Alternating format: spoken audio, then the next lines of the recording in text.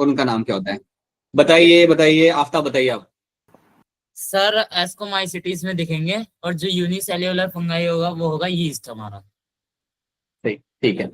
Alright, now tell me, और sexual spores कौन से टाइप्स के होते हैं? सारे के सारे मुझे बताओ, कोई हैंड रेस करके। What are my sexual spores, कौन से मुझे वहां पे मिल जाते हैं? So take your time, take your 20 seconds to think and then tell me. सो कौन बताएगा इसका आंसर? सेक्सुअल स्पोर्ट्स बताइए। लव, क्या होते हैं सेक्सुअल स्पोर्ट्स यहाँ पे? लव तक हमारी आवाज नहीं पहुंच रही। ऑलराइट, बताइए Saloni. Sir sporangiospore, sporangia, conidiospore conidia, बस conidia. Angiospore. Conidia, sporangiospore, then? और सर एक और था, और दो थे, नहीं आ रहा। याद नहीं आ रहा, कोई जूस्पोर बात नहीं। था। अरे रुक जाओ आफ्ताब, रुक जाओ। बताइए पूर्वा, बताइए और कौन से थे आपके यहाँ पे? सर जूस्पोर और ए प्लानोस्पोर्स। अब ये बताओ, जूस्पोर और अप्लानोस्पोर में से कौन सा होता है जो पानी के अंदर आपका तैर सकता है? सर जो जूस्पोर्स होते हैं वो तैर सकते हैं, बिकॉज वो फ्लेजल, उनके पास फ्लेजेला होता है और वो मोटाइल्स होते हैं। राइट, तो मेरे जूस्पोर वहां पे मेरे स्विम कर पाएंगे because they are very mobile. ठीक है। टेल मी, ये न्यूरोस्पोरा कौन से ग्रुप में आता है? न्यूरोस्पोरा मेरा कौन से ग्रुप के अंदर आएगा?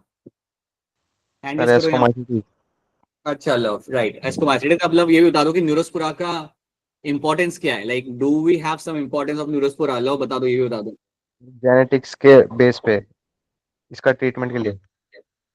राइट, स्टडी करने के लिए, जेनेटिक स्टडी करने के लिए you can actually use this neurospora which becomes very good your option over there, right, true.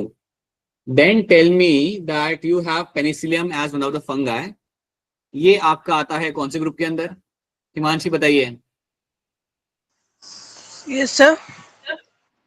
मुझे बताइए, पेनिसिलियम कौन से ग्रुप में आता है? कौन से ग्रुप के फंगाई में आता है पेनिसिलियम? Sir ascomycetes. एस्कोमाइसिटिस में क्या होता है? सेप्टेट होता है यहाँ पे, असेप्टेट होता है? बोलिए Alia, septate aseptate ascomycetes? Sir septate होता है। Right, it is always going to be septate over there.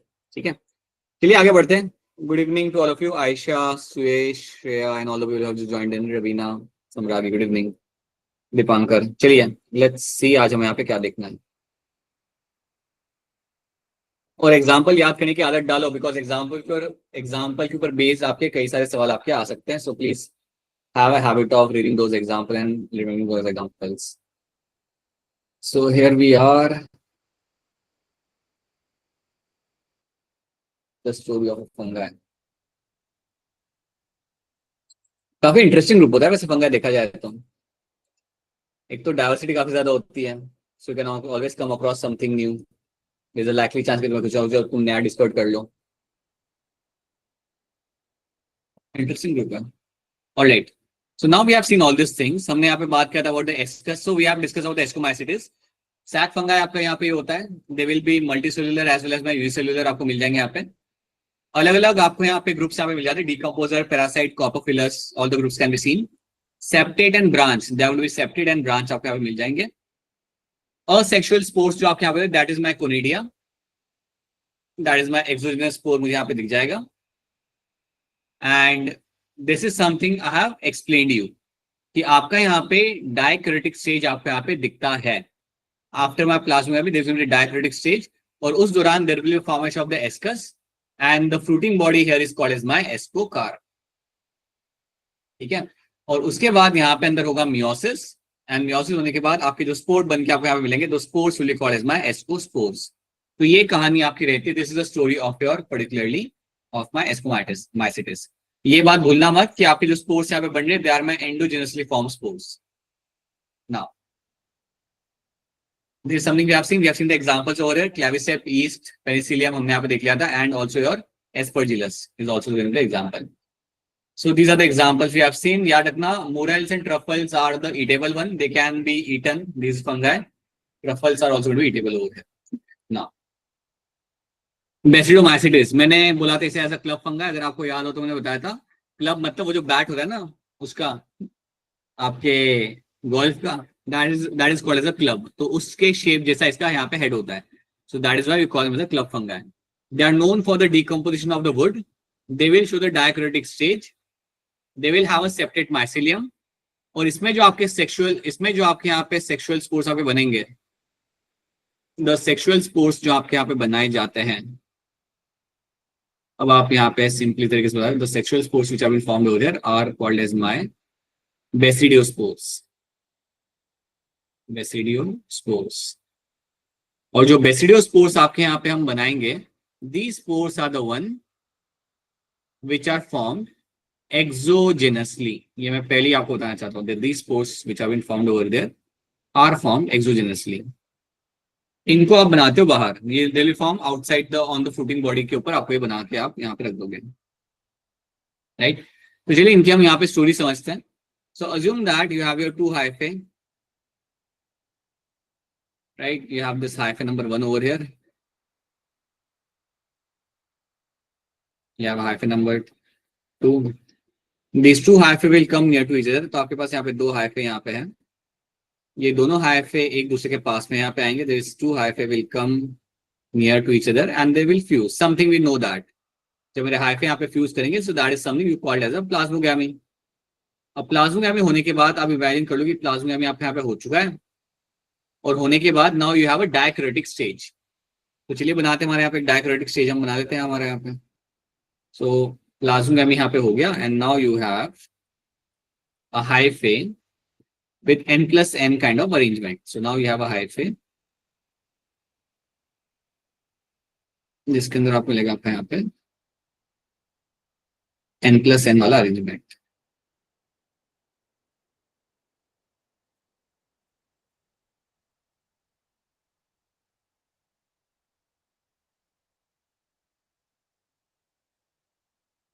ठीक है, तो यहाँ पे you can get to see hyphae over here and now you have your n+n arrangement can be seen in this. This condition over here is called as my dikaryotic stage. This is going to be your dikaryotic stage. तो ये आपके सामने यहाँ पे आ चुका है. This is becoming my, this is your dikaryotic stage over there, right? अब when you have a dikaryotic stage in this, then what is the next thing I'll be finding in this? आपके ये जो ऐसे hyphae होंगे ना, they will increase in their number. अब ये जो आपके यहाँ पे हाइफे है, मैंने जिसके आपको बोला है यहाँ पे that you have a dikaryotic stage, अब ऐसे हाइफे का नंबर आपके यहाँ पे इंक्रीज करा जाएगा. तो you'll have multiple hyphae like this. जो dikaryotic स्टेज में आपके होंगे ना, ऐसे कई सारे हाइफे आपके यहाँ पे दिख जाएंगे. So you'll have these hyphae will be found over there.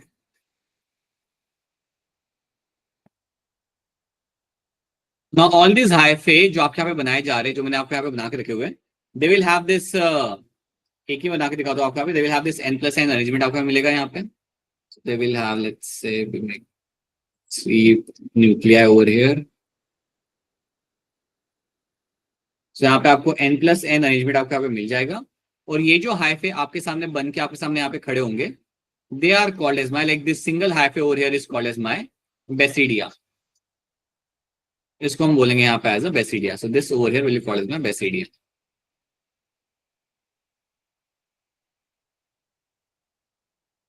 So this over here will be called as your basidia over here. जैसे वहां पे हम हमारा एस्कस टर्म इस्तेमाल कर रहे थे, वैसे हम यहाँ पे बेसिडिया टर्म हम इसके लिए इस्तेमाल कर सकते हैं. So this single hyphae over here ना, which is going to be slightly different over here than the other hyphae, जहां पे आपका n+n वाली कंडीशन आपको दिख रही है, you can call them as a basidia. अब ऐसे आपके कई सारे बेसिडिया आपको यहाँ पे दिख रहे हैं. Now all this basidia together will form a fruiting body. ये सारे मिलके बनाएंगे आपके यहाँ पे fruiting body. And this fruiting body over here, ये जो फ्रूटिंग बॉडी आपके यहाँ पे बन के मिलेगी आपको यहाँ पे, this is called as my basidiocarp. Basidio. अब ये आपके लिए आसान होता है समझना, क्योंकि आप ऑलरेडी एस्कोमाइसिटिस आप समझ चुके हो कि basidiocarp is nothing but a fruiting body, और अंदर जो आपको यहाँ पे हाइफे दिख रहे हैं n+n वाले, you call him as a basidia, because आपने एस्कोमाइसिटिस देखा था, तो आपको ये समझने में आपको यहाँ पे दिक्कत नहीं आएगी. अब जैसे ही आपको यहाँ पे फ्रूटिंग बॉडी बन चुका है, once you have this fruiting body getting formed over here, now what will happen? अब आपको यहाँ पे कुछ नहीं होना. अब आप यहाँ पे इमेजिन कर सकते हो दैट इसके अंदर अब आपका यहाँ पे होगा karyogamy. So now you will find inside them, you will find the karyogamy will happen. So assume कर लेते हैं कि अंदर आपके यहाँ पे कैरियोगैमी आपके यहाँ पे हो जाएगा, right? So now you find, let's say के अंदर मेरे यहाँ पे केरोगैमी मेरे यहाँ पे हो चुका है। सो केरोगैमी होने के बाद अगर मेरे यहाँ पे केरोगैमी सक्सेसफुली मेरे यहाँ पे अगर हो चुका है, देन समझ जाना that this has lead to formation of your nuclei. मेरे दोनों न्यूक्लियाई यहाँ पे फ्यूज कर चुके हैं और फ्यूज करने के बाद I be having formation of my 2n nuclei. Diploid nuclei मेरे यहाँ पे रेडी हो चुका है। ठीक है, सो याद रखना आपके डायक्रिटिक स्टेज के बाद, ये बात आप ऑलरेडी आप यहाँ पे जानते हो, after your dikaryotic stage, after your dikaryotic stage, उसमें तो आपको मिलेगा आपका यहाँ पे n+n वाला अरेंजमेंट। इसके बाद आपका यहाँ पे होगा केरोगैमी, और जैसे ही आपके यहाँ पे केरोगैमी आपका यहाँ पे हो जाता है, so you will find there will be a formation of a diploid nucleus. There will be a formation of a diploid nucleus. So आपका डिप्लॉयड न्यूक्लियाई आपका यहाँ पे रेडी हो जाएगा। अब इसके बाद आप जानते हो कि यहाँ पे क्या होगा। Now after this you know what will be the fate over there. अब बता दो कि अब इसके यहाँ पे, इसके बाद आप यहाँ पे क्या इमेजिन कर सकते हो, what can find happening in this. बोल दो बेटा, अनम्यूट करके वैसे ही बोल सकते हो आप। अब यहाँ पे क्या होगा? Sir meiosis. Sir meiosis. बिल्कुल, अब आपके यहाँ पे मियोसिस होगा, right. So this complete fruiting body which is my basidiocarp, इसके अंदर आपको अभी यहाँ मिलेगा देखने के लिए कि यहाँ पे आपका होगा मियोसिस। तो जब आपके यहाँ पे मियोसिस होगा, you will find a single nuclei में से आपके यहाँ पे 4 आपके हैप्लॉइड न्यूक्लिया आपको बन के मिल जाएंगे। सो याद रखना है आप सबने यहाँ पे कि केरोगैमी होने के बाद आई will be finding this 4 nuclei will be formed over here. Basically आपका मियोसिस होने के बाद you will find this 4 nuclei will be formed. So this will undergo meiosis. And after meiosis, you will lead to formation of your 4 haploid nuclei. अभी जब मेरे 4 haploid nuclei मेरे यहाँ पे बने हैं, they will only convert into your spores, and these spores over there will be called as my, जो मैंने स्टार्टिंग में आपको बताया था, इन spores को हम क्या बोलेंगे? Basidiospores. Right. So these spores which have been formed over there, you will be calling them as a Basidiospores. Basidiospores. अच्छा, बाद में आप लोग खाना ना खा के आए हो, वैसे ही आ गए बिना खाना खाए? सर अभी नहीं खाया। सर खा हमें लिया। नहीं खाना। खा लिया। ठीक है। Alright. So I think many of you are the one which eat very late. ऐसा है क्या, या कुछ ऐसा है कि नहीं सर हम तो डाइटिंग कर रहे हैं? Right. Yes sir. नहीं सर, लेट खाते हैं। Yes, sir. समझ गया। Sir late. लड़के लोग विराट को लेकर डाइट फॉलो कर रहे हैं, 7 बजे खाना खा लेते हैं वो लोग। Alright. So that is what you find happening over here. So Basidiospores आपके यहाँ पे बन गए। अब एक बार आपके यहाँ पे स्पोर्स बन गए, आपके यहाँ पे फ्रूटिंग बॉडी आपके यहाँ पे दिख रही है, so you'll be having a fruiting body over here. Fruiting body तो आपके यहाँ पे ही है। अब आपके यहाँ पे क्या होगा, the fruiting body is going to rupture. एक बार फिर लिख रहा हूँ आपका नाम यहाँ पे, fruiting body is going to called as my basidiocarp. So this fruiting body is my basidiocarp. अब ये आपके यहाँ पे रप्चर करेगी, और जैसे ही आपके यहाँ पे रप्चर करते, you will find your all my haploid spores will be released out, they will fall on the ground and they will give rise to new fungi. So इस तरीके से आप, स्क्रीन नहीं दिख रही। मेरी स्क्रीन स्टार्टिंग से दिख रही है, अभी भी नहीं दिख रही? सर अभी नहीं दिख रही। सर दिख रही है। फिर रुक जाओ, ये क्या हो गया? शो तो हो रही है आपकी स्क्रीन। रुक जाओ।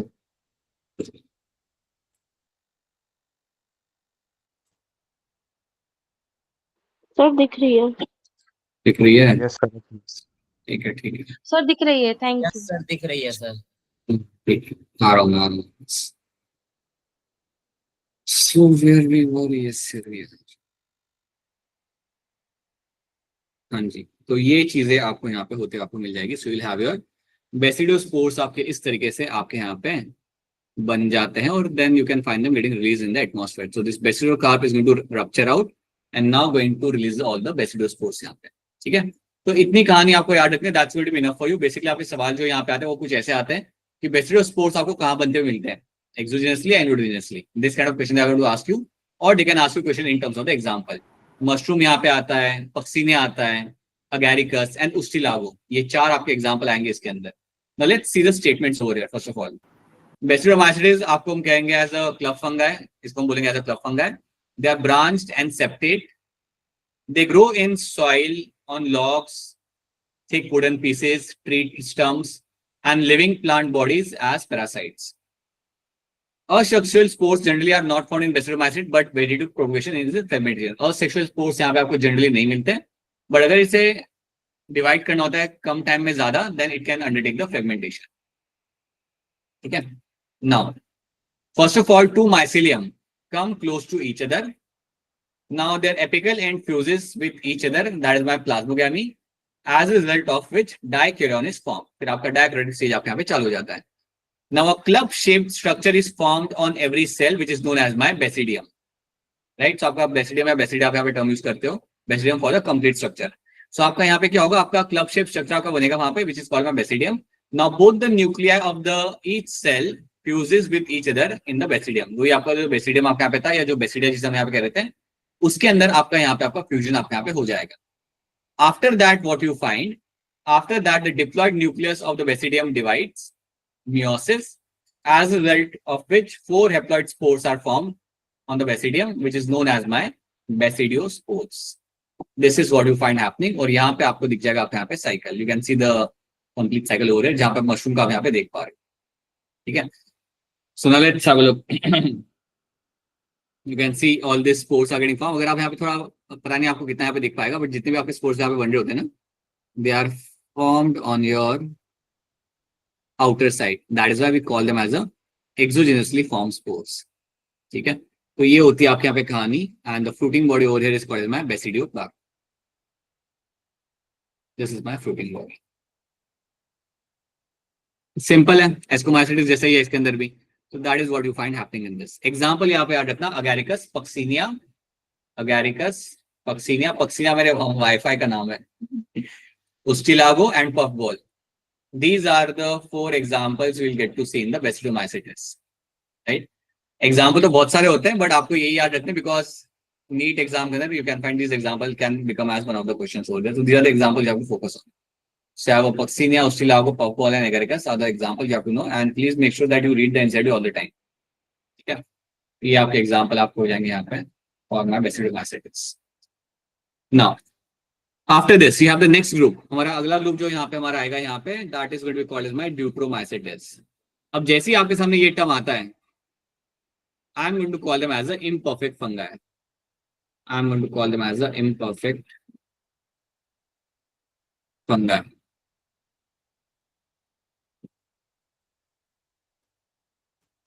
Right? ये मेरा जो फंगाई यहाँ पे होगा मेरे यहाँ पे, this will be imperfect. अब इसको हम imperfect fungi क्यों कहते हैं? Because sexual stage is not seen in this group. Sexual stage is not observed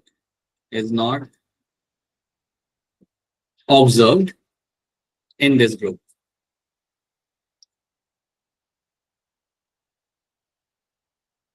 तो आप यहाँ पे एक चीज यहाँ पे आप देख सकते हो, एक चीज आप यहाँ पे समझ सकते हो कि आपके ड्यूट्रोमाइसिटिस के अंदर क्या होता है ना, कि अज्यूम करते हैं कि आफ्ताब फॉरेस्ट में जाता है अपने फंगाई को स्टडी करने के लिए, और उसे एक फंगाई मिलता है, और जब वो फंगाई को ध्यान से समझता है तो उसे पता चलता है कि यार इस फंगाई के अंदर तो सेक्सुअल मोड ऑफ रिप्रोडक्शन है ही नहीं. अगर उसे पता चलता है कि उस फंगाई के अंदर सेक्सुअल मोड ऑफ रिप्रोडक्शन नहीं है, तो उसे वो डाल देगा ड्यूट्रोमाइसिटिस वाले ग्रुप के अंदर. इतना याद रखना. जब भी किसी साइंटिस्ट को कोई फंगाई मिला है and the fungi does not have a sexual stage, then they are been placed into my deuteromycetes, and that is why they are called as my imperfect fungi. क्योंकि इन ग्रुप के अंदर, इस ग्रुप के अंदर you have fungi which do not have any kind of sexual stage. हाँ जी, आप बताइए क्या सवाल है आपका? सर मतलब इसको छोड़ के जैसे कोई भी सेक्सुअल रिप्रोडक्शन नहीं दिखाएगा तो हम उसको डायरेक्टली ड्यूट्रोमाइसिटिस में डाल देंगे. नहीं, अगर इसके अंदर आप इसको, अगर आप फंगाई को देखोगे तो अगर आपका एक फंगाई है, if you don't have a sexual mode of reproduction in that, right, then generally those fungi are kept in the deuteromycetes. नहीं है तो. और अगर सर इसको इसके अलावा और भी ऐसे ग्रुप्स होते हैं या सिर्फ यही है जिसमें सेक्सुअल रिप्रोडक्शन होता ही नहीं? ओह, यू हैव नंबर ऑफ सब ग्रुप्स. ऐसे कई और आपके सब ग्रुप्स होते हैं. You will have number of subgroups. So you only, that is one thing you have to remember, that this is one of the criteria in which you will play the Deuteromycetes. जैसे मैं आपको बताऊं, Phycomycetes के अंदर भी आपके कई सारे सब ग्रुप्स आते हैं. Phycomycetes के अंदर you will have a subgroup of Zygomycetes and Oomycetes. तो उसमें भी आपको कैटेगराइज करना पड़ता है. वैसे Deuteromycetes के अंदर भी आपके कई सारे सब ग्रुप्स आएंगे, so you have to categorize them as well.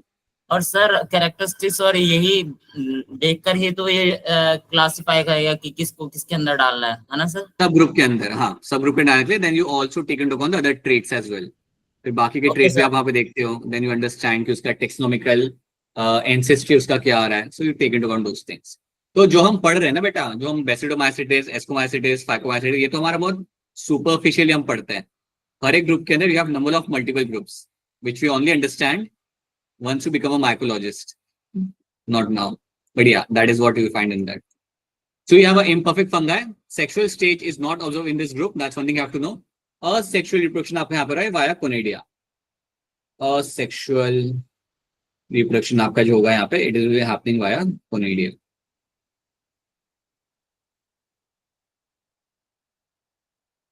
ठीक है, और 3 एग्जाम्पल आपको यहाँ पे दिख जाएंगे, Trichoderma, Alternaria and Colletotrichum. These are 3 examples you will get to see. चलो देखते हैं यहाँ पे क्या लिखा हुआ है। It is also called as my fungi imperfecti because perfect stage or sexual reproduction is absent in this class of this fungi. Those fungi included in this class in which sexual reproduction is absent or not discovered yet, तो उनको इस group में हम यहाँ पे डाल देते हैं। माइसिलियम आपका यहाँ पे रहेगा सेप्टेड एंड ब्रांच्ड, हमेशा की तरह। सिर्फ आपका माइसिलियम अलग होता है आपके फाइकोमाइसिटिस के अंदर, not in other groups. Asexual reproduction takes place with the help of my conidia, and then you have the examples. But इतना ही information आपको याद रखना है इसके अंदर, and then you have the example which has to be remembered. Example आपके यहाँ पे आ जाएंगे आपके ट्राइकोडर्मा, अल्टरनेरिया एंड कोलेकोट्राइकम। ये 3 आपके यहाँ पे एग्जाम्पल आते हैं as example of your particular deuteromycetes. अब आप यहाँ पे एक चीज आप सबने यहाँ पे याद रखनी है, you have these 3 examples over here. These are the example of my deuteromycetes. Trichoderma जो आपका होता है ना यहाँ पे, ट्राइकोडर्मा एक यहाँ पे एक स्पीशीज होती है ट्राइकोडर्मा पॉलीस्पोरम, पॉलीस्पोरम। अब ट्राइकोडर्मा पॉलीस्पोरम जो आपके यहाँ पे स्पीशीज होती है फंगाई की, ये फंगाई से आपको मिलता है एक सब्सटेंस, और वो सब्सटेंस का नाम आपका यहाँ पे होता है cyclosporin.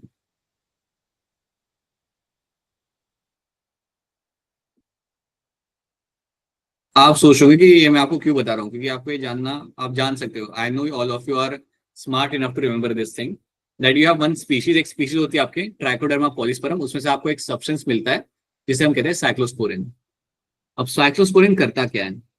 It works as a immunosuppressive drug, it works as a immunosuppressive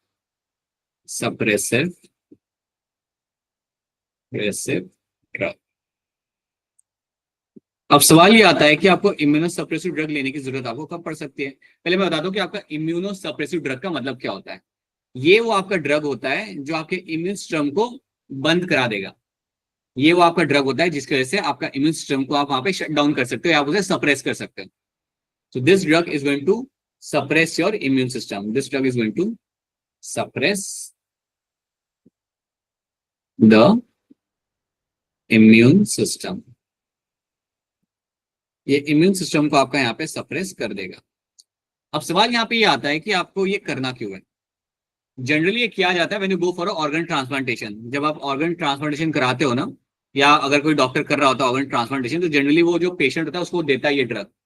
क्यों ये ड्रग देता है? बिकॉज अगर कोई आप बाहर का ऑर्गन अगर आप बॉडी में डाल रहे हो तो कभी कभी चांसेस होते हैं कि आपकी बॉडी उसे रिजेक्ट कर दे। आपकी बॉडी के लिए, आपकी बॉडी के इम्यून सिस्टम के लिए वो तो एक बाहर की चीज है ना, और तो उसे टारगेट करेगी, उसे तो खत्म करेगी। So that is why when this drugs are given to the patient, ये ड्रग्स देने का पर्पस ये होता है ताकि आप आपके इम्यून सिस्टम को आप सप्रेस कर दो, ताकि फिर मैं उस बॉडी के अंदर ऑर्गन ट्रांसप्लांटेशन आराम से करा सकूं। ये बात आपको मेरी यहाँ पे समझ आ रही है क्या कर रहा हूं मैं? Yes sir. Yes, sir. Right. So after we can take that question later, थोड़ा आगे बढ़ा देता हूं, then we can take a question on this. ठीक है, so this is something you have to know in this, right. So you have a cyclosporin and the cyclosporin is going to work as an immunosuppressive drug, and इसका यहाँ पे काम ये होता है कि आपके इम्यून सिस्टम को आपके यहाँ पे सप्रेस करेगा। Now let's see some questions over here. After keratogamy followed by meiosis, spores are produced exogenously. अब आपको बताना है यहाँ पे देख के कि इनमें से कौन से ग्रुप के अंदर आपका स्पोर्स आपके बनाए जाएंगे exogenously. Raise your hand to answer this. You have to raise your hand to answer this. बताइए दक्ष, क्या होगा आंसर यहाँ पे? Sir option A. आप मुझे यहाँ पे बता रहे हो लव कुश आपको क्या लग रहा है? Sir C. एंड लव आपको क्या लग रहा है? Sir option C. And Aftab? Sir C. ठीक है, याद रखना सब लोग यहाँ पे बेटा, आपका अगैरिकस जो आपका होगा that is the example of my basidiomycetes. अगर आपके स्पोर एक्सोजेनसली अगर आपके बनाए जा रहे हैं तो समझ जाओ, आप यहाँ पे दिमाग में बिठा लो that they are talking about my basidiomycetes. Sexual spores अगर बन रहे बाहर एक्सोजेनसली दैट्स माय बेसिडोमाइसिटिस, और उसे एग्जांपल मेरा आपका आएगा आपका अगैरिकस। ठीक है, I do understand this example are so close to each other, वो आप गड़बड़ कर सकते हो, दैट्स वेरी अंडरस्टैंडेबल। लेकिन अब आप सबको याद रखना है कि न्यूरोस्पोरा जो आपका आता है this is the example of my ascomycetes. Ascomycetes का एग्जांपल आपको बनेगा यहाँ पे, और अगैरिकस आपका एग्जांपल बनेगा आपका यहाँ पे बेसिडियो का। ठीक है, ये अल्टरनेरिया कौन से ग्रुप में आएगा, कौन से एग्जांपल में आएगा, ये कौन से ग्रुप में आएगा ये? ड्यूटेरोमाइसीट्स। सर ड्यूटेरोमाइसिस। ड्यूटेरोमाइसिस। राइट, ड्यूटेरोमाइसिट्स के अंदर मेरा यहाँ पे आ जाएगा। और सेक्रोमाइसिस किसके अंदर आएगा? Sir ascomycetes. Ascomycetes. Ascomycetes. Right right, it will come under my ascomycetes क्योंकि वो है मेरे यहाँ पे yeast, this is always going to be my yeast. चलो आगे देखते हैं। Which of the following is wrong for fungi? इनमें से कौन सी चीज आपके फंगा को लेके आपके यहाँ पे गलत है?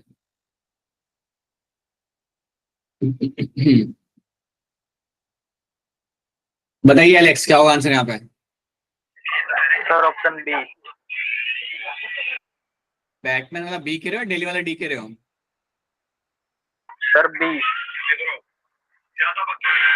मुस्कान कुमारी?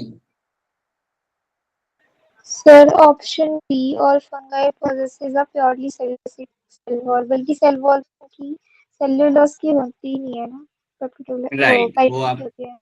बिल्कुल सही, तो आपका आंसर यहाँ पे बिल्कुल सही आपका।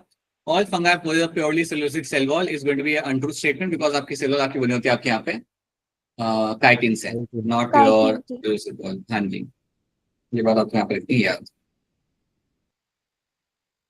ये हम कर चुके हैं, ये वाला देख लो यहाँ पे, and then raise your hand.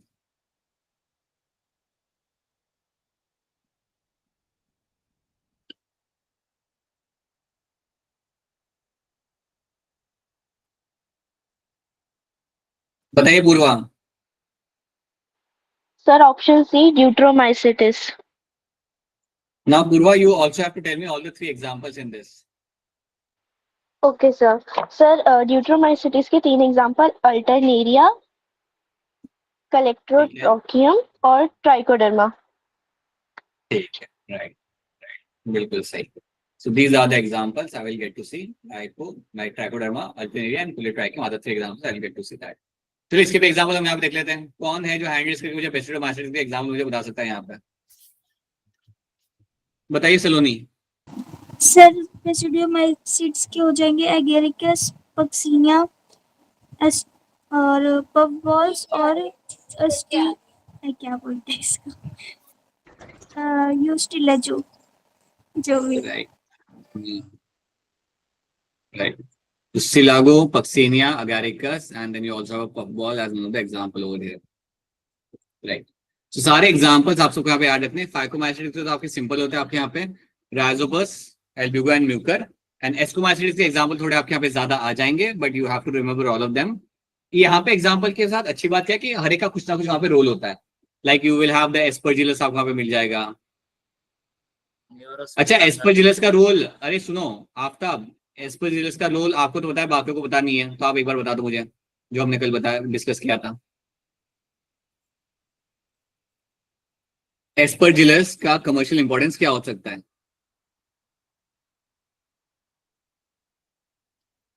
भूल गए इतने जल्दी?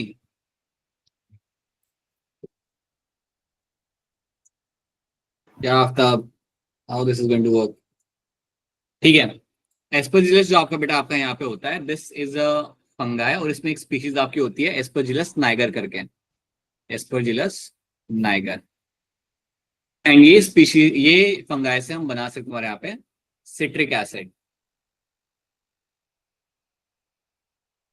ये हम हमारे यहाँ पे बना सकते हैं। ठीक है, बाकी you have the example like your Claviceps, आपको एग्जांपल यहाँ पे मिल जाता है। You'll have an example of my penicillium. You'll have the example of your yeast in this, and neurospora. These are the examples. Which of the following is true for fungi?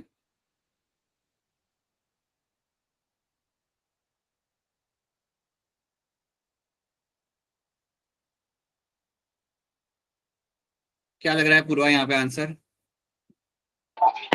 Sir, maybe option D.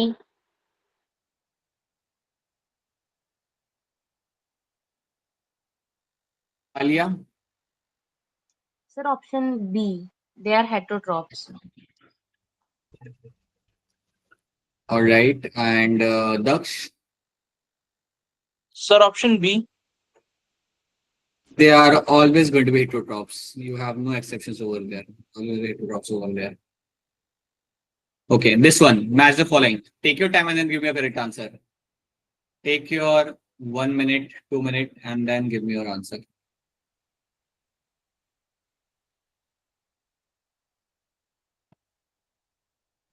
Okay, ठीक है. आलिया आपने कर लिया तो question बताएं. कोई है? आलिया बताओ. सर ऑप्शन बी इसका. इस पे आप बी कह रहे हो, बाकी भी कर लीजिए. मैच द फॉलोइंग की तो ही है. बताइए मुस्कान कुमारी. सर सर ऑप्शन इसका ऑप्शन डी मैं चेंज कर दूं. नहीं, हो गया आपका बेटा, हो गया. हाँ, Okay, मुस्कान sir. कुमारी बताइए. Sir 2 minute. Muskan Kumari 2 minute. Daksh सब बताओ क्या होगा इसका आंसर यहाँ पे? Sir, option D. पहली वाला D. Sir Aftab? Option B होगा. ये आफ्ताब की तो आवाज नहीं है. आफ्ताब लव बताओ क्या होगा आंसर यहाँ पे, जल्दी बताओ. Sir option D. Sir D. Sir चलो देख लेते हैं हम लोग यहाँ पे, हमारे यहाँ पे क्या इसके अंदर आपका आंसर बन जाएगा. Slime mould. स्लाइम मोल्ड आपको याद रखना है. It is always going to be your saprophytic. Saprophytic. ठीक है. पेलिकल आपको याद है, पेलिकल आपको मिलता था यूग्लिना के अंदर. यूग्लिनोड्स. ये भी आपका यहाँ पे हो गया. प्लाज्मोडियम याद करो, जो मैंने आपको बताया था, ये आपका मलेरिया कॉज करने वाला आपका पैथोजन होता है, जो sporozoan. That is my sporozoan, Sporozoan. Right. And then you have Entamoeba which is going to be your. Parasite. Parasite. तो जिन्होंने यहाँ पे ऑप्शन बी बोला था, जो चेंज करना चाहते थे, I hope you are getting this. This is going to be correct answer over here. Plasmodium आपका आएगा आपका स्पोरोजोन के अंदर. ठीक है, तो सी के तरफ आपका टी यही आएगा. बोला था मैंने तो. सर सिर्फ बी ऑप्शन का देखा था कि बी का फर्स्ट है तो टिक कर दिया गलत. जो भी है, but this going to be correct answer over here. D नहीं आएगा Aftab and all the other boys over here. It's not D, it's your option B. Okay sir. ठीक है. एंटीमेबा के साथ आपके यहाँ पे पैरासाइट आपके यहाँ पे आ जाएगा. Read the question thoroughly and give me the correct answer by raising your hand. और बाकी लोग भी ट्राई करो, इतने मुश्किल क्वेश्चन कोई है नहीं यहाँ पे. I haven't even started giving you all statement based question. अभी मैंने स्टार्ट भी नहीं किया है. They are all like simple simple question. चलो पढ़ो इसे.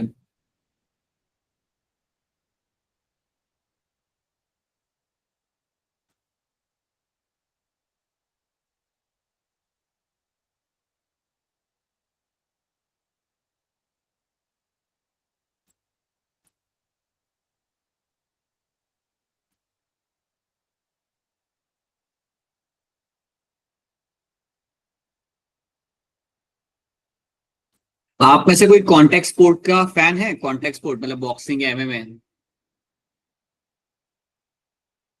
No one. सर ये होता क्या है? Yes sir. Next martial art कौन है जो फैन है यहाँ पे? आलिया? यस. एमएमए? हाँ. नाइस. एमएमए आप क्या देखते हो? यूएफसी देखते हो आप? What do you follow? नहीं, यूएफसी? कूडो. कूडो के साथ कूडो को अच्छा, देखती हूँ. जूडो. न्यू गेम है. Oh, that's cool. So, like, if you are into contact sport and you like enjoy contact sport, तो वहाँ पे कहा जाता है like people get tested in the deep waters. जब जैसे टाइम आगे जाता है ना, and then you come across some difficult things, then you actually get tested. तो अभी तुम्हारा टेस्ट यहाँ पे चालू होगा when you get statement based questions. Right. बताओ इसका आंसर यहाँ पे क्या होगा? क्वेश्चन पढ़ के बताऊंगा आपको, मैं समझाऊं यहाँ पे question. A fungus containing cells with two nuclei from different genomes. आपको यहाँ पे आपके लेंगे, आपके यहाँ पे 2 न्यूक्लियाई अलग अलग जीनोम्स हैं, ठीक है। The nuclei do not fuse but divide independently and simultaneously as a new cells are formed. This fungi belong to. तो आप यहाँ पे स्टोरी को आप यहाँ पे समझो। फंगाई है, इसके पास 2 न्यूक्लिया है, सो यहाँ पर fungi it will have 2 nuclei, और दोनों न्यूक्लिया जो इसके पास है यहाँ पे वो अलग अलग जीनोम से, अलग अलग फंगाई को बिलोंग करते हैं। तो इससे आपको इतनी बात तो यहाँ पे समझ आई जाती है कि यहाँ पे they are talking about my dikaryotic stage. आप अगर आगे का स्टेटमेंट समझ पा रहे हो यहाँ पे, देन आगे का स्टेटमेंट पढ़ के आपको समझ आ रहा है यहाँ पे that they are talking about my dikaryotic stage. The nuclei do not fuse but divide independently simultaneously as a new cells are form. मतलब आपका n+n वाली कंडीशन है आपके यहाँ पे, and this my dikaryotic condition. आपसे पूछा ये गया है this fungus belongs to what, ये जो मेरा फंगस है ये कौन से कैटेगरी को बिलोंग करता है, ये आपसे यहाँ पे पूछा गया है। तो बेसिकली आपको वो लोग पूछे कि इनमें से कौन है जिसके अंदर आपका डायक्रोटिक स्टेज आपको देखने के लिए मिल जाता है। That's what they are asking. बताइए रवीना, क्या होगा आंसर यहाँ पे? Sir option D. आलिया, क्या लग रहा है?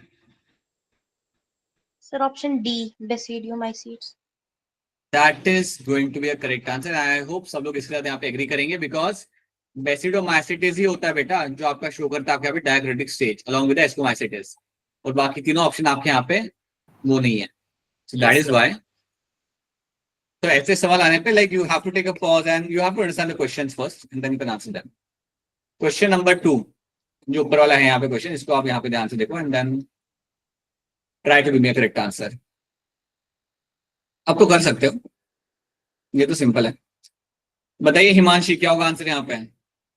Sir D. राइट। लव, क्या लग रहा है?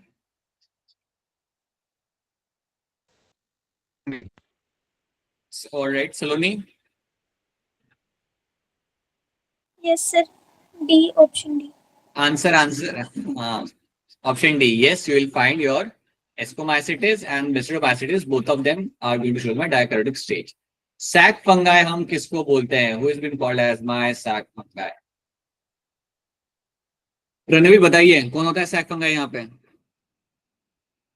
Sir option B. क्या कह रहे हो? बैटमैन वाला बी कह रहे हो, डेलर डी कह रहे हो, क्या कह रहे हो आप? बी। बैटमैन बोल देते इससे अच्छा। दीपांकर बताइए क्या होगा इसमें answer? Ascomycetes sir B. Right. Ascomycetes, sac fungi is going to be a correct answer in this. This is going to be a correct answer for my sac fungi के लिए आपका ascomycetes आपका आएगा हमेशा। Club fungi होता है then you could have gone for my basicomycetes. Right. So ये आपको क्वेश्चन सॉल्व कर लिया यहाँ पे कुछ, बाकी question will be solving in the assignment. But this is where your fungi gets completed. यहाँ पे इतनी बात अगर आप fungi को लेके अगर आप याद रखते हो, you can understand this much amount of thing, then you won't have any concern with the fungi. Now we'll move on to the viruses. अब हम यहाँ से हमारे वायरस की तरफ जाएंगे। अब आफ्ताब बताइए आपका क्वेश्चन क्या था? You are asking some question, तो बताइए आपका सवाल क्या था? सर मतलब जब हम कोई कौन सी मेडिसिन बताई थी आपने? साइक्लोस्पोरिन। हाँ, उस मतलब उसका जितना कंटेमिनेशन करे उसका स्पेसिफिक ड्यूरेशन तक वर्क करेगा ना सिर्फ, और ये मतलब जितना डोज लेंगे तो उतने के हिसाब से टाइम लेगा ना वो, मतलब 1-2 घंटा मतलब एक डोज के लिए। राइट। हाँ, तो आपको थ्रू आउट द लाइफ लेना पड़ेगा। हाँ, क्योंकि टेम्परेरी होगा ना सर ये। डॉक्टर साहब थ्रू आउट द लाइफ देंगे उसके डोज फिर हमेशा। You have to keep it suppress all the time. ठीक है, चलो। सर आप इस मेडिसिन के बारे में एक बार फिर बता सकते हो? सर आज नेटवर्क एरर बहुत ज्यादा है इधर। बताता हूँ आपको। Let me come back to this. मैं ये कह रहा था आपको यहाँ पे कि ट्राइकोडर्मा जो आपका होता है ना यहाँ पे, एक स्पीशीज होती है ट्राइकोडर्मा की जिसे हम कहते हैं ट्राइकोडर्मा पॉलीस्पोरम। अब ये स्पीशीज में से आपको एक ड्रग मिलता है, उसे हम कहते हैं यहाँ पे साइक्लोस्पोरिन। अब ये जो ड्रग आपका होता है ना, इसको हम कहते हैं यहाँ पे इम्यूनोसप्रेसिव ड्रग। अगर कोई पेशेंट का अगर आपको ऑर्गन ट्रांसप्लांट करना हो ना, मतलब समझो मेरे अंदर आपको किसी दूसरे पर्सन का ऑर्गन आपको यहाँ पे लगाना हो, so after doing the surgery generally the patient has to be given with the cyclosporine drug, आप वहाँ पे देना पड़ेगा। ताकि आप उस पेशेंट के इम्यून सिस्टम को, जो आपका रिसिपिएंट है उसके इम्यून सिस्टम को आप सप्रेस कर सको। अगर उस रिसिपिएंट के इम्यून सिस्टम को आपने सप्रेस नहीं किया, देन काफी लाइकली चांस होता है कि उसके बॉडी के WBC इस ऑर्गन को जो बाहर से लाए हैं आप, उसको वो टारगेट कर सकता है, and that can be a matter of concern. So that is why we have to suppress the immune system using such drugs, which is my sir cyclosporine. Suppress से क्या मतलब है? मतलब उसे रोक देना काम करने से, उसको एक्सप्रेस करने से रोक देना, उसको काम करने से रोक देना, इसके हम कहते हैं सप्रेस करना। यू आर नॉट तो अलाउइंग सर देम अगर टू हम उसको डू देयर वर्क। सप्रेस कर देंगे तो फिर सर उसको लगाने का फायदा क्या हुआ? क्या लगाने का? ऑर्गन को लगाने का। Yes sir. ऑर्गन को लगाने का फायदा यहाँ पे क्योंकि ऑर्गन डैमेज हो चुका था। समझो अगर मेरी किडनी एक काम नहीं कर रही थी, मेरी किडनी वैसी खराब हो चुकी है, दूसरी भी अब मेरी खत्म होने वाली है, then I have to go for organ transplantation. और एल्स अगर मेरा ऑर्गन ही नहीं रहेगा तो मैं वैसे ही सर्वाइव कैसे करूंगा, राइट? सो आप ऑर्गन तो लगा सर रहे हो। इफ हम लोग उसे हाँ, सप्रेस कर देंगे तो सर वो अपना फंक्शन करेगा? नहीं, सप्रेस आप कर रहे हो इम्यून सिस्टम को, आप समझे इस बात को। आप सप्रेस किसको कर रहे हो? आप सप्रेस कर रहे हो आपके इम्यून सिस्टम को, विच इज योर WBCs। आप उनको रोक रहे हो काम करने से। आपका किडनी तो काम करेगा ही ना वहां पे, आपका किडनी या जो भी आपने ऑर्गन वहां पे डाला है वो आपका नॉर्मल काम करेगा। आपके इम्यून सिस्टम को आप सप्रेस कर रहे हो ताकि वो रिएक्ट ना करे, तो वो जाके आपके ऑर्गन को टारगेट ना करे। ओके। हाँ जी, किसी को सवाल है क्या? प्रणवी, हिमांशु, कुछ सवाल है क्या आपका? नहीं, मुस्कान नहीं ना? ठीक है। मेरा एक क्वेश्चन था कि जो बेसिडियोमाइसिटीज में जो रिप्रोडक्शन होता है ना, सेक्सुअल रिप्रोडक्शन, उसके पास सेक्स ऑर्गन्स नहीं होते उसके बाद भी, वो मेरे को समझ नहीं आया। क्या बेसिडोमाइसिस समझ एक बार बताना मुझे, रुक जाओ। बेसिडोमाइसिटिस में बोलो। सर बेसिडियोमाइसिटीज में जो सेक्सुअल ऑर्गन्स होते हैं वो एब्सेंट होते हैं, लेकिन उसके बाद भी वो सेक्सुअल रिप्रोडक्शन करते हैं, तो वो नहीं उनके नहीं नहीं नहीं नहीं प्रोसेस। नहीं, एक सेकेंड। बेसिडोमाइसिटिस के अंदर sexual organs like sexual reproduction is absent in my deuteromycetes. Basidiomycetes में तो वो होगा। सर एनसीईआरटी में लिखा हुआ है। हाँ हाँ हाँ, बोलो। Right right, tell me that. हाँ, आप क्या करो, आप वापस मुझे आप स्टेटमेंट अपना बोलो यहाँ पे। सर एनसीईआरटी में तो लिखा हुआ है कि जो बेसिडियोमाइसिटीज है उसमें जो सेक्सुअल ऑर्गन्स होते हैं, सॉरी, सेक्स ऑर्गन्स, वो एब्सेंट होते हैं, लेकिन उसके बाद भी वो लोग करते हैं सेक्सुअल रिप्रोडक्शन। तो वो जो प्रोसेस है ना, वो मेरे को समझ नहीं आ रहा है। So basically, see, understand one thing. In fungi usually, you don't need a very specific sexual organ. All you need is a hyphae. All you need is a two different hyphae over there, and the hyphae later on should form a fruiting body. इतनी चीजें आपको वहां पे चाहिए होती है, ठीक है? तो स्टेटमेंट में आप वहां पे कंफ्यूज मत हो कि वहां पे लिखा है कि सर इसमें सेक्सुअल ऑर्गन यहाँ पे होता है तभी रिप्रोडक्शन कैसे होता है। Sexual organ majority of the fungi won't have that a specific sexual organ over there. They will just come together, they will hyphae will combine and they will form the fruiting body. ये आपको कई सारे फंगा या कई सारे group में आपको देखने के लिए आपको वहां पे मिल जाएगा। Same thing is happening over here as well, ठीक है? So yes, now imagine this thing over here. आप ये बात को यहाँ पे समझो कि आपके दो हाइफे साथ में आ रहे हैं, they are doing the general rule of the plasmogamy, they are forming the dikaryotic stage. उसके बाद after this you will be finding कि आपका यहाँ पे आपका बेसिडिया बन जाएगा। So you will find the basidia formation will happen, and then this distinct basidia and all this basidia will come together and will give rise to my basidiocarp. बस आपकी fruiting body आपके यहाँ बन गई। अब अंदर आपका वो सब भी होगा जो पहले आपका हो रहा था। So don't get too much confuse हो रहा है कि सेक्सुअल ऑर्गन है नहीं तो कैसे हो रहा है। यहाँ पे majority of the fungi won't have a sexual organ, they only have these two hyphae coming together and they have a potential to form the fruiting body. That's what you need, जो आपके यहाँ पे हो रहा है। तो आपने इतना चीज तो यहाँ पे देख लिया। अब आपके यहाँ पे क्या होगा? यू विल हैव अ केरोगैमी, जो मेंशन किया हुआ है N+N केरोगैमी, आपका डिप्लॉइड न्यूक्लिया आपका बन चुका है यहाँ पे। अब आपके यहाँ पे क्या होता है? This will undergo meiosis to give me my 4 haploid spores, 4 haploid nuclei, and then the nuclei will convert into my basidiospores. And अब उसके बाद आपको यहाँ पे रिलीज करोगे and then they will fall down on the ground and will give rise to new fungi. इतना ही आपको इसमें याद रखना है और कुछ नहीं, ठीक है? Okay sir. All right, now let's jump on to your, what we call it as a viruses. यहाँ पे हम पढ़ेंगे हमारे बारे में, वायरस के बारे में, जिसके बारे में आप काफी कुछ वैसे ही जानते हो। 4 साल पहले वायरस ने ये काफी परेशान किया था हमें। So let's understand the story of the viruses over here.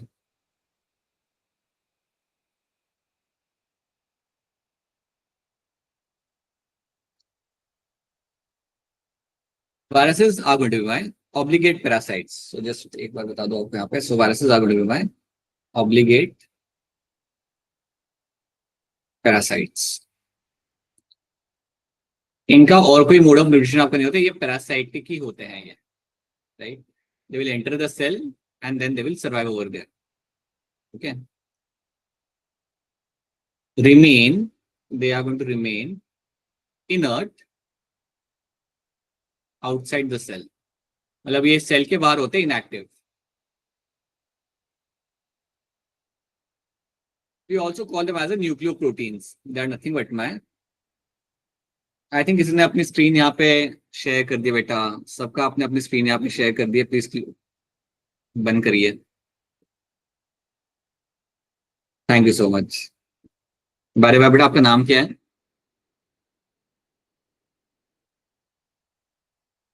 All right. So understand this thing very clearly. So obligate parasite, they remain inert outside the cell, and you can also call them the nucleoproteins. They are nothing but my nucleoproteins. अब virus के बारे में अगर हम बहुत basic अगर हम यहाँ पे बात करें ना, so what you get to see in the virus, what you talk about virus is going to be that virus will have a protein coat, will be having some kind of protein coat.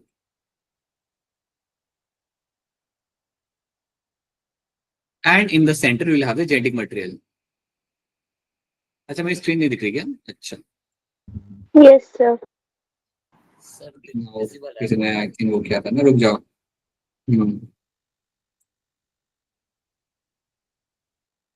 Please be very careful while. Right, let me. ठीक है.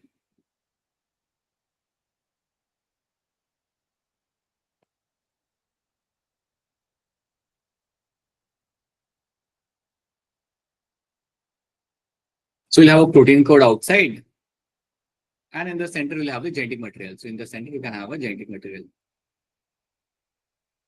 Genetic material. अब जब मैं कह रहा हूं कि आपका सेंटर में आपको मिलेगा आपके यहाँ पे जेनेटिक मटेरियल, तो जेनेटिक मटेरियल आपके यहाँ पे क्या हो सकता है? सो वायरस के पास बेसिकली दो चीजें ही होती है. Like generally it can also have envelope यहाँ पे, but generally you will have two things. You will have a protein coat, and in the center you will have the genetic material. That's all they have. Now, what is the genetic material in the virus? Now, it can be your double-stranded DNA. It can be your single-stranded DNA. You can have double-stranded RNA, or you can have a single-stranded RNA. ये मिल सकता है आपको यहाँ पे. You can see all these things as a genetic material in the RNA, in the viruses. Right? Generally हमने ये देखा गया है कि आपके मेजॉरिटी ऑफ द वायरसेस जो आपके एनिमल्स को टारगेट करते हैं, they will be having a DNA. उसमें एक्सेप्शन आपको मिल जाता है, जैसे रिट्रोवायरस आपका हो गया, एचआईवी का वायरस हो गया, पोलियो का वायरस हो गया, they will have the RNA as a genetic material. But majority of the viruses which target the animal cell are known to be having the DNA as a genetic material. Similarly, majority of the viruses which target your plants are known to have RNA as a genetic material. तो ये बात आपको यहाँ पे याद रखनी है कि RNA as a genetic material आपको अगर मिल जाए वायरस के अंदर, then most likely वो वायरस आपका प्लांट को टारगेट करता होगा. ठीक है, तो ये बात भी कहीं ना कहीं back in the mind, you should know this thing. Now interesting बात आपके यहाँ पे ये है कि यहाँ पे लिखा हुआ है आपका that they remain inert outside the cell. Wait a minute. Remain inert outside, that means वो रिमेन आपके इनएक्टिव होते हैं, कुछ नहीं कर रहे होते हैं. एक बार वो सेल के अंदर आ गए, then they will start doing their thing. So basically आपके यहाँ पे वायरस करता क्या है? Now let's try to understand this thing. अब मैं एक काम करता हूँ, आपको मैं एक एग्जांपल के थ्रू समझाता हूँ. एग्जांपल लेता हूँ मैं यहाँ पे एचआईवी का. एचआईवी क्योंकि आप फेमस है, सबने वायरस के बारे में आपने सुना हुआ है ना, 10th ग्रेड में सुना होगा. So you have your Yes, sir. HIV वाला वायरस. अब एचआईवी का जो आपका वायरस होता है ना, it will be having RNA as a genetic material. It will have, बताइए अभी तो स्टार्ट किया पढ़ा ना आफ्ताब। सर आपकी वीडियो पॉज हो गए थे ना, इसलिए बोल रहा हूँ। अच्छा अच्छा, अब हो गई? अब मेरी पॉज है, अभी नहीं है पॉज? नहीं सर, अब दोबारा रिपीट कीजिए थोड़ा पीछे से। ये एक टाइम के बाद है ना। सो यू फाइंड, यहाँ पे बस ये बताया था मैंने बेटा आपको, यहाँ पे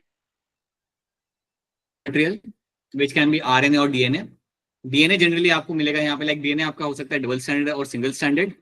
आरएनए आपका यहाँ पे हो सकता है आपका डबल स्टैंडर्ड और या आपका हो सकता है आपका single standard. That is what we have seen. Now we are discussing कि आपका वायरस जनरली अटैक कैसे करता है, how it is going to do that.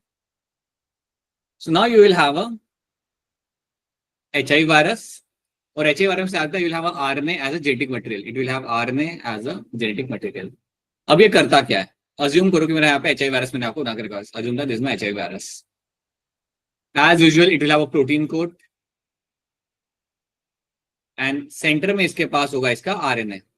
कौन सी टाइप का RNA इसके पास होता है यहाँ पे? Single standard RNA, it will have a single standard RNA। तो ये भी याद रख लो, फ्यूचर में काम आएगा, सिंगल स्टैंडर्ड RNA। अब ये करता क्या है?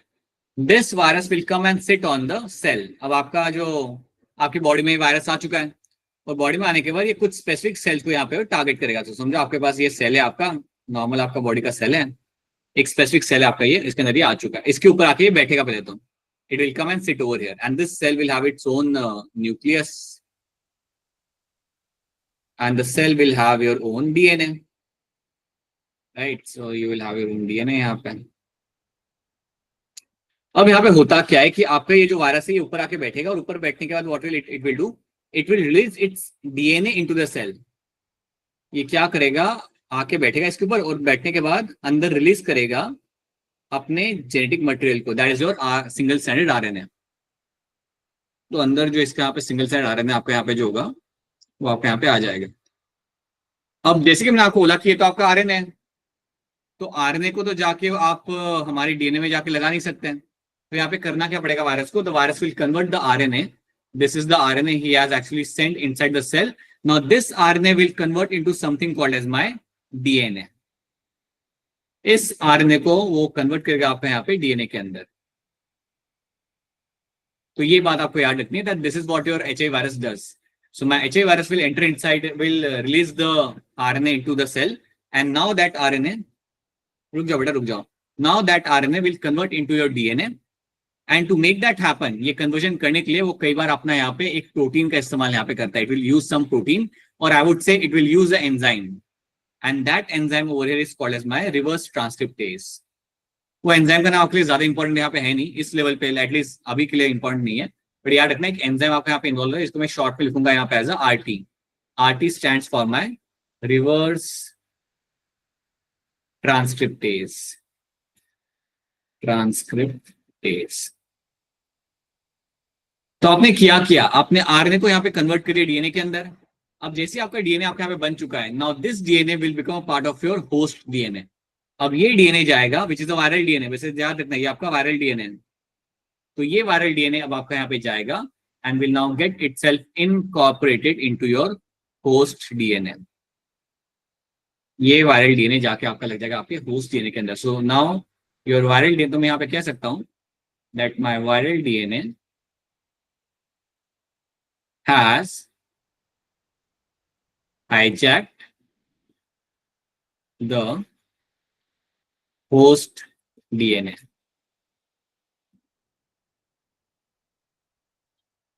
ठीक है, अब वो ये करता क्या है यहाँ पे कि उसने हाईजैक कर लिया अपनी DNA को।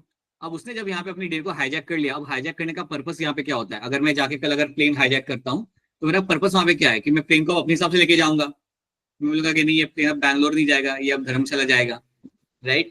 सो I can do that. Similarly अब यहाँ पे क्या होगा, क्योंकि आपके वायरस ने अपने DNA को यहाँ पे हाईजैक कर लिया है, now it will tell the DNA to start making all the viral proteins. अब यहाँ से आपके कई सारे वायरल RNA और वायरल प्रोटीन आपके बनाने हम चालू करेंगे, और कुछ ही टाइम के अंदर आपके सेल के अंदर you will find a large number of viral proteins and viral RNA will be form. So कई सारे वायरल प्रोटीन और वायरल RNA आपके यहाँ पे बन के रेडी हो जाएंगे। तो आप ये मान लो कि उसने क्या किया, आपके जेनेटिक मशीनरी को यहाँ पे यूज किया, आपके सेल के जेनेटिक मशीनरी को उसने यहाँ पे यूज किया and created multiple copies of the viruses, और ऐसा वो करता जाएगा। ये ऐसा वो तब तक करता जाएगा जब तक आपके सेल की एनर्जी खत्म नहीं हो जाती, और एक बार सेल का एकदम लास्ट पॉइंट आएगा ना उसके डेथ का, तब ये सारे वायरस वहां से बाहर निकलेंगे and now they will target the new cell. इस तरीके से आपके वायरस आपके सेल के अंदर आके अपना नंबर बढ़ाते हैं। They will enter inside the cell, they will hijack the your DNA, right, with help of their own DNA, आपके डीएनए को हाईजैक करेंगे यहाँ पे, and now they will make a large number of viruses will be created over there. तो मैं ये कह सकता हूँ यहाँ पे, they are going to use your genetic machinery, they are going to use hosts genetic machinery। ये तो आप बहुत सुपरफिशियल लेवल पे आप इसे सीख रहे हो, जब आप आगे जाके बड़े होके आप जब से डिटेल में समझोगे ना, मतलब कॉलेज में जाके, then you will understand it's quite systematic way of using that host genetic machinery to make something else। तो बहुत इंटरेस्टिंग होता है समझना कि एक वायरस कितना स्मार्टली काम कर सकता है। ठीक है, अब पहले मुझे ये बताओ कि पहले इतनी बातें आपको यहाँ पे समझ आ रही है तो बताओ, और अगर कोई सवाल है तो उसमें आप पूछ Yes, उसमें sir. सवाल आपका आ सकता है। Yes sir.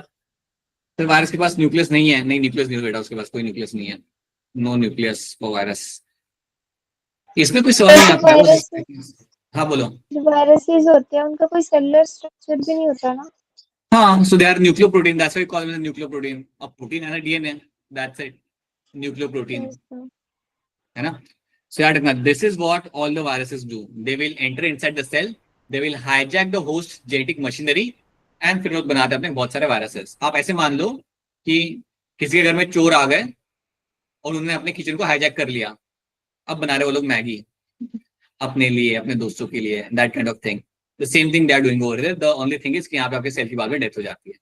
तो this is how the viruses are going to work, right? एक जनरल आइडिया आपको वायरसेस का आपको हमेशा यहाँ पे मालूम होना चाहिए। ठीक है, और इवन आपका जो सबसे फेमस आपका जो वायरस था कोविड-19 वाला, so even that was having RNA as a genetic material. ठीक है, एक बात बताऊं आपको यहाँ पे, अगर वायरस के पास आरएनए होना एज अ जेनेटिक मटेरियल, वो जल्दी म्यूटेट करता है। मैं आपको एक चीज समझाना था, एक चीज आपको बताता हूँ यहाँ पे, एक चीज याद रखना, फ्यूचर में काफी चीजें समझने में आपको काम आएगी। जब आपका होता है आरएनए ना, RNA is actually a very unstable molecule, it's very unstable. और सेकेंड चीज रखना, इट म्यूटेट्स फास्टर। इसका मतलब आपका यहाँ पे ये होता है, इसका मतलब आपका यहाँ पे ये होता है दैट इसके अंदर आपको म्यूटेशन काफी जल्दी होते हुए आपको यहाँ पे मिल जाएगा। So will find mutation in this will be happening quite rapidly. मेरी बात सुनो पहले यहाँ पे, अगर मैं कह रहा हूँ कि ये म्यूटेट करता है फास्टर यहाँ पे, that means it will have a high rate of mutation. So RNA will have a high mutation rate.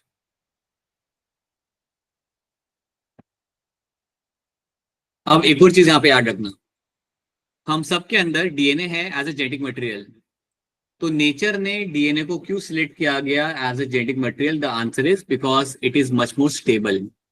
और वहां पे आपका someone has a, सर ये क्या बकवास पढ़ा रहे हो? Alright, so someone has entered inside the as a friend, किसी के फ्रेंड हमारे साथ आके यहाँ पे जुड़े हुए हैं, right. Alright, mutate means, just give me a minute। So mutate means का यहाँ पे होता है बेटा कि आपका एरर क्रिएट होना। म्यूटेट मीन्स का मतलब आपका यहाँ पे होता है कि आपका यहाँ पे एरर आपका यहाँ पे क्रिएट हो रहा है। So once you find some kind of error getting created over there ना, उसको हम कहते हैं म्यूटेशन। और याद रखना, mutation is something which is always going to be harmful, वो आपका हमेशा आपका यहाँ पे हार्मफुल रहेगा। So this mutation which will be happening inside your cell is always going to be harmful. अब मैं आपको यहाँ पे एक एग्जांपल लेता हूँ, let me give you one example over here. आपने पता है जब कोविड की बीमारी हुई थी, जब कोविड आपका स्प्रेड हो रहा था कंट्री के अंदर, आप बार बार ये चीज सुन रहे थे दैट एक नया म्यूटेंट मिला है या एक नया कोविड का आपको यहाँ पे स्ट्रेन मिला है, and people used to get panic कि अब एक नया स्ट्रेन आ चुका है, लाइक अब इसको करेंगे। So right, so the reason that was happening multiple times कि पता चला कि चाइना में एक नया स्ट्रेन मिल गया, केरला में एक नया स्ट्रेन मिला है, दिस वाज बिकॉज क्योंकि आरएनए था वहां पे एज ए जेनेटिक मटेरियल, और आरएनए बहुत रैपिडली म्यूटेट करता है। मतलब आपको हमेशा जब भी म्यूटेशन होगा ना, तो कोई ना कोई वहां पे एरर क्रिएट होगा, और उस एरर की वजह से एक नया स्ट्रेन बन जाता है, एक नया ही वायरस का आपको स्ट्रेन आपको वहां पे मिल जाएगा। ठीक है, So that is what you find happening over there, और उसको ही हम यहाँ पे बोलते हैं as a mutation. That is something you call as a mutation happening over there. तो इसलिए एक बात याद रखना कि RNA आपका अनस्टेबल होता है, ज्यादा एरर इसके अंदर क्रिएट होते हैं, that is your mutation, and that is why your DNA is been selected as a reproductive. Sir. हाँ बेटा बोलो. वैसे म्यूटेट होने की वजह से वो ज्यादा पावरफुल हो जाएगा या पावरफुल नहीं होगा, नहीं पावरफुल नहीं कह सकते उसे, पावरफुल हम नहीं बोलेंगे उसे. It will become much more adaptable, it will be much more adaptable to the new environment. That is something we can say. अच्छा, मतलब ये आराम से रेजिस्ट कर सकता है एनवायरनमेंट, रेस कर सकता है आपके बॉडी के अंदर, या आपकी बॉडी के लिए वो नया स्ट्रेन होगा अगर वो आता है तो. ठीक है, तो ये बात आप यहाँ पे याद रख सकते हैं. Now let me just variation आ जाएगा, बिल्कुल से बेटा वेरिएशन आपके यहाँ पे आ जाएगा इसके अंदर, और वो वेरिएशन बेनिफिशियल होगा वायरस के लिए, not for the host. Host के लिए वो प्रॉब्लम हो सकता है वहां पे. ठीक है, that is something you have to know. Just give me a minute, एक सेकंड आप यहाँ पे रुक जाओ, will have to check few things. अच्छा, बाय द वे मेरी आवाज यहाँ पे क्लियरली आ रही है ना आप सबको? Yes sir. Yes sir. Yes sir. Sir बिल्कुल क्लियर. यस आई थिंक मेरा यहाँ पे स्क्रीन यहाँ पे वो हो रहा है, एक सेकंड रुक जाओ. या स्क्रीन के साथ लेके यहाँ पे कुछ मेरा कंसर्न यहाँ पे रहता ही है, I guess.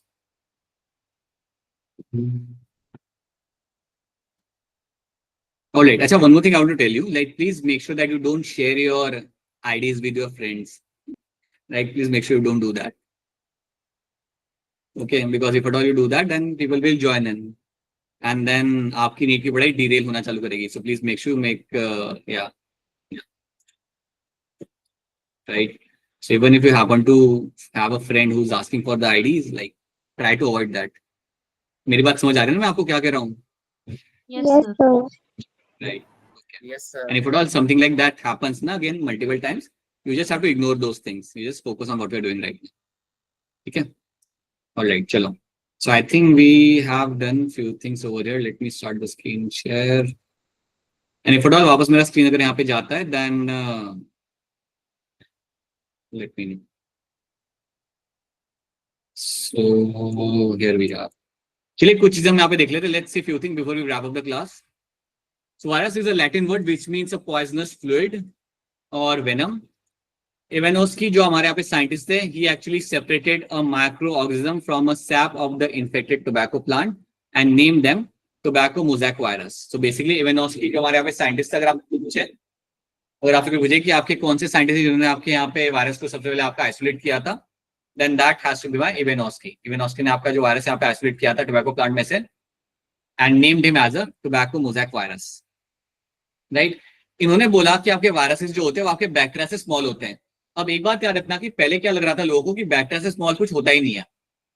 Right, he actually never knew that bacteria से स्मॉल भी वहां पे कुछ होता होगा. But later on they realise that viruses are actually smaller than the bacteria. So viruses are going to be smaller than the bacteria. That is something they later realize. Okay, and they can pass through the bacteria-proof filters. और ये आपके पास किए जा सकते हैं from the bacteria-proof filter. तो basically bacteria-proof filter are more like a very microscopic छन्नी की तरह वो होता है, जहां से अगर आप बैक्टीरिया को निकालोगे तो वो अटक जाएंगे वहां पे, बट वायरसेस वहां से निकल जाएंगे. So that is something they did. Okay, so अभी तो आपको इतना ही नाम याद रखना है. Ivanovsky जो थे आपके यहाँ पे, he separated the microbes which are my bacteria which were affecting my tobacco plant and they named them as a tobacco mosaic virus. Then Bejernik, ये भी एक साइंटिस्ट का नाम आपको यहाँ पे याद रखना है. Bejernik जो हमारे यहाँ पे साइंटिस्ट थे, इन्होंने डेमोन्स्ट्रेट किया था the extract of the infected plants of tobacco could cause the infection in the healthy plants and called the fluid as a Contagium vivum fluidum. तो बेसिकली बेजरनिक ने यहाँ पे क्या किया था, he actually took out some fluid from a tobacco plant जिसके अंदर बीमारी थी, जिसके अंदर आपका लाइक डिजीज कंडीशन थी.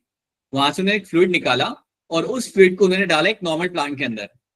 तो थोड़ी देर के बाद, थोड़े दिनों के बाद उन्होंने वहां पे क्या देखा कि आपका जो हेल्दी प्लांट था दैट ऑल्सो गॉट इन्फेक्टेड.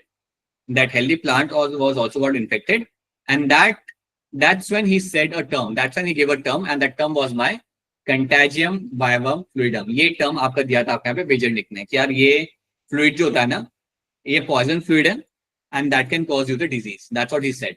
तो आपके सामने सवाल क्या आ सकता है? सवाल can be as simple as that who give the term of contagion viral fluidum, then you have to tell them it's why Beijeric he did that. And then you have a William Stanley. William Stanley was the first person जिन्होंने आपके virus का structure बता के दिया था आपको यहाँ पे. तो पहले तो हमें पता चल गया था there is a virus. वो वायरस का नाम भी आपको मिल गया था, टोबैको मोज़ेक वायरस, जो आपको दिया था इवेनॉस्की ने. बट उसके बाद स्टैनली ने यहाँ पे क्या किया, क्रिस्टलाइज करना, मतलब for the first time he was able to identify the structure of the virus. Crystallise करना मतलब जानना कि उसका स्ट्रक्चर है क्या, कितना पार्ट प्रोटीन है, कितना पार्ट न्यूक्लिक एसिड है. That is something was done by my Stanley.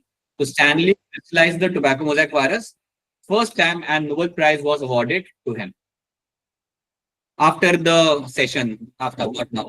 So Stanley was a person who actually crystallized the tobacco mosaic virus. So ये साइंटिस्ट के नाम आपको यहाँ पे याद रखना है. क्रिस्टलाइज करना मतलब to understand the structure of the virus, वो उन्होंने यहाँ पे कर लिया था.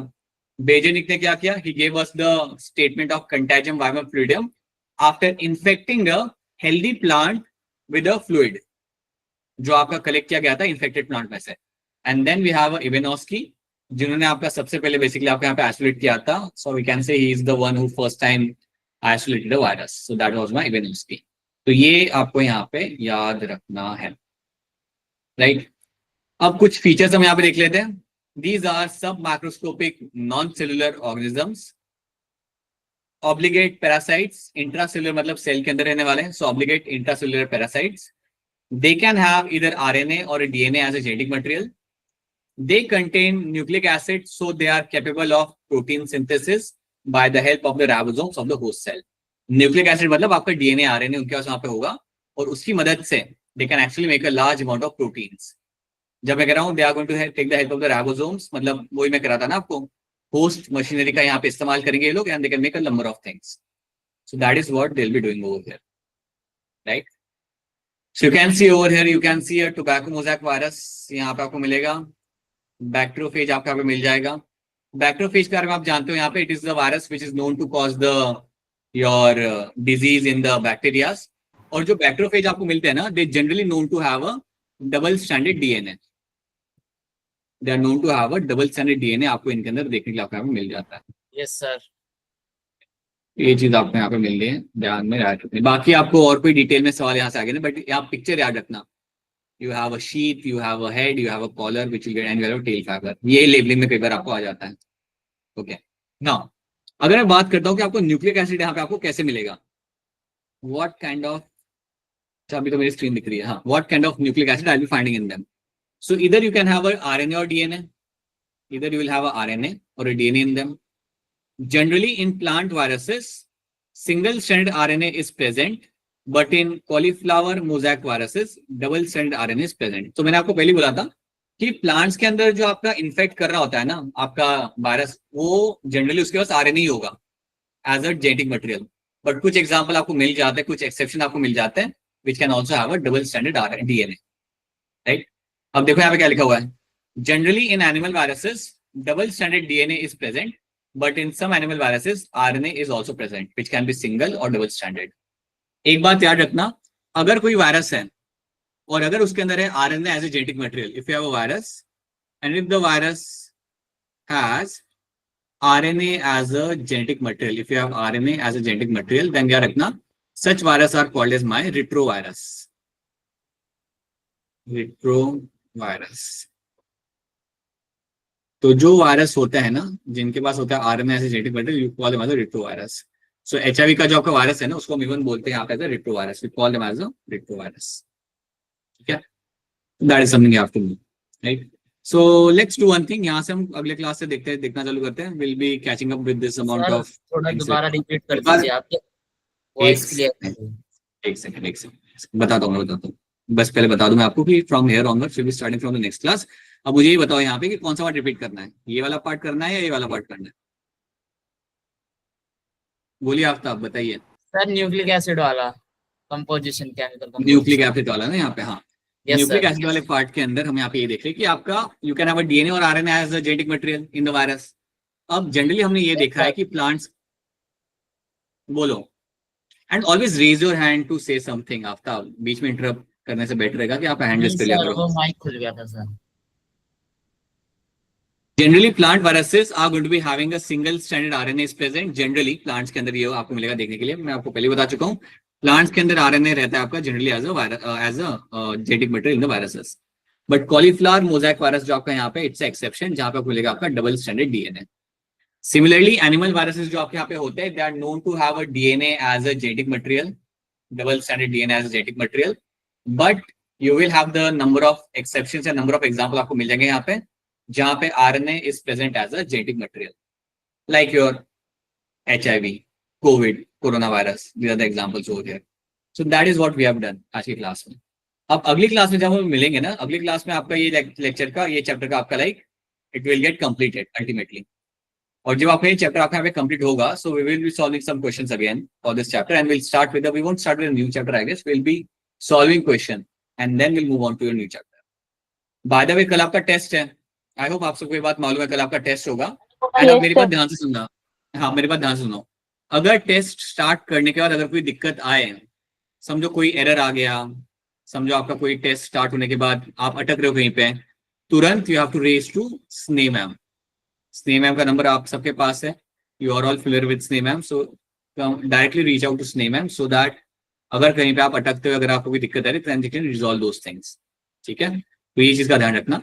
और टेस्ट देने के बाद स्क्रीनशॉट लेके आपको अपना टेस्ट स्कोर मेरे साथ शेयर करना है। जैसे आपने टेस्ट दे दिया, आपका जो भी स्कोर आ गया, आपका 160 में से 120, 170, अगर कम भी आए कोई बात नहीं, you have to share the screenshot with me. These are two things you have to do. ठीक है, हाँ बेटा बताइए क्या सवाल है आपका, बोलिए। कोई कुछ कहना था यहाँ पे? टेस्ट की टाइमिंग क्या है? टेस्ट तो बेटा आप सुबह से लेकर शाम तक कभी भी दे सकते हो। बोलिए आफ्ताब, बोलिए। सर मैं भी यही पूछने वाला था सर। सुबह से लेकर शाम तक कभी दे सकते हो। वो आपका सुबह 8 बजे से लेकर रात को 11 तक आपका ओपन होता है, बट आई वुड रिकमेंड कि दोपहर तक उसे रैप अप कर लो। दोपहर तक रैप अप कर लो, फिर शाम को थोड़ा सा एंजॉय कर लो, have some me time in the evening, right? So या you will have to make sure that you give the test and don't miss out on the test right now. And हाँ, accuracy अच्छी रखना, ऐसा नहीं कि सब question कर रहे हो, जो नहीं आते वही करना, जो नहीं आते you can skip those questions. ठीक है, वैसे लिविंग वर्ल्ड है, सो आई डोंट थिंक इतनी डिफिकल्टी आपको वहां पे आएगी, right? Alright, now you tell me if you have any test कितने बजे क्वेश्चन। स्टार्ट होगा? दक्ष, सुबह 8 बजे से आपकी लिंक एक्टिव हो जाती है। हाँ हिमांशी, बता दूं आपको, 8 बजे से आपकी लिंक वहां पे एक्टिवेट आपके यहाँ पे हो जाती है and then it stays active till the 11:30 in the night. तो आप बीच में कभी भी आप टेस्ट दे सकते हो। ठीक है, ओके सर। ओके।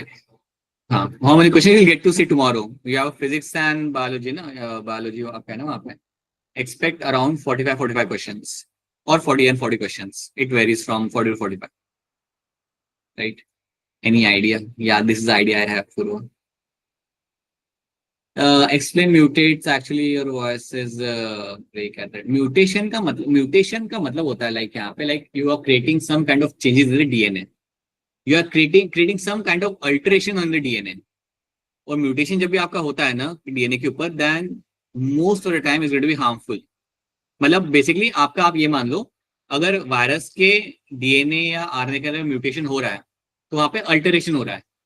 और जब भी म्यूटेशन होता है आपके वायरस के अंदर, अल्टरेशन होता है, देन उससे फायदा मिल सकता है। It can get advantage over there. Advantage in terms of वो अडेप्ट कर पाएगा, एक्लेमेटाइज कर पाएगा नए एनवायरमेंट के अंदर। So that is what we say as a mutation या म्यूटेट करना। Okay, so mutation you can say as a alteration in a DNA which can happen for multiple reasons. हमारी डीएनए भी हो सकता है, हमारी डीएनए में हो सकता है, जैसे यूवी रेज होती है, यूवी रेज से स्किन कैंसर होता है। तो स्किन कैंसर क्यों होता है आपका? क्योंकि आपके डीएनए जो है ना आपका सेल के अंदर, उसके अंदर कुछ म्यूटेशन हो जाता है। बट ऐसा म्यूटेशन जो हमारे अंदर हो रहा होता है ना, वो हमारे लिए हार्मफुल होता है। जनरली एनिमल्स के अंदर mutation is going to be harmful. 10 में से 9 बार वो हार्मफुल ही होता है। ठीक है, so that is one thing you have to know. Anything else anyone want to ask? तो पूछ लीजिए सर। इवॉल्व होना, लाइक इवॉल्व होना, right? So basically mutation for virus is beneficial, उससे वो इवॉल्व होगा, जल्दी इवॉल्व होगा and it can actually attack more number of host, right? So I will give you one example. अच्छा, पहले आलिया का हम सवाल ले लेते हैं। बोलिए आलिया, बताइए। सर ये पूछना था कि जो वायरस टर्म थी वो किनने कॉइन करी थी? ये बहुत फेमस क्वेश्चन है, मतलब कंफ्यूजन रहती है। गूगल पे बहुत सारी जगह पास्चर लिखा है, पर एनसीईआरटी। एनसीईआरटी में बीजन लिखा है। हाँ Alia, just read the answer again over there and you will get to know the correct answer over there. I'll tell you one thing, Google का है ना, कभी अपने को फॉलो करना ही नहीं है नीट के लिए, क्योंकि गूगल में आपको सही इन्फॉर्मेशन मिल सकती है, right? Because I tell you something, Pasteur was the one who actually started working on the virus even before the virus was crystallized. उसने वो स्मॉल पॉक्स का जब उसने करना चालू किया था वहां पे अपने टाइम के ऊपर वैक्सीन निकालना, so he was working even before कि जब हमने वायरस के बारे में कुछ जानते भी थे हम लोग. So that is why his contribution will come in the as an answer वहां पे. But you have to follow what has been given in the NCERT thoroughly, right? And read the NCERT thoroughly again and you realize that why it is not Bejanic as a correct answer, आपको वहां पे क्यों नहीं है.